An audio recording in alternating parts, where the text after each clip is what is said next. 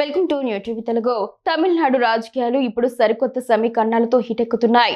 ఇటీవలే ముగిసిన అసెంబ్లీ ఎన్నికల్లో సూపర్ హిట్ విజయం సాధించి ముఖ్యమంత్రి పీఠాన్ని అధిరోహించిన దళపతి విజయ్ నేతృత్వంలోని తమిళగ వెట్రి కళగం పార్టీ ఇప్పుడు రాబోయే ఉప ఎన్నికపై పూర్తి ఫోకస్ పెట్టింది. విజయ్ తాను గెలిచిన 2 అసెంబ్లీ స్థానాల్లో ఒకటిని తిరుచి ఈస్ట్ స్థానానికి రాజీనామా చేయడంతో ఇక్కడ బైపోల్ అనివార్యమైంది. అయితే ఈ స్థానం నుండి టీవీకి అభ్యర్థిగా ఎవరు నిలబడుతున్నారనే దానిపై గత కొన్ని రోజులుగా జరుగుతున్న ప్రచారానికి తెరపడేలా ఒక క్రేజీ అప్డేట్ బయటకు వచ్చింది.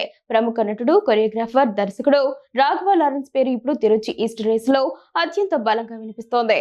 మొదట్లో ఈ స్థానం నుండి స్టార్ హీరోయిన్ విజయ్ స్నేహితురాలు త్రిష పోటీ చేయబోతుందంటూ తమిళ మీడియాతో పాటు సోషల్ మీడియాలో పెద్ద ఎత్తున ఊహాగానాలు వచ్చాయి. విజయ్ సరసన ఎన్నో హిట్ సినిమాల్లో నటించిన త్రిషను రాజకీయాల్లోకి దించుతున్నారనే వార్త హాట్ టాపిక్ గా మారింది.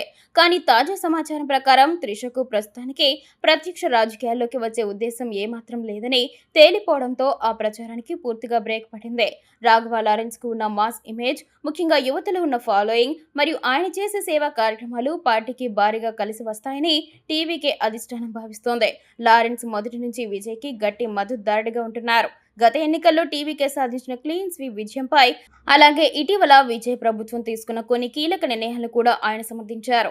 అయితే రాజకీయాల్లోకి వచ్చే ఈ కీలక నిర్ణయంపై లారెన్స్ ఇప్పటికే తన గురువు సూపర్ స్టార్ రజనీకాంత్ తో చర్చించినట్టు తెలుస్తోంది.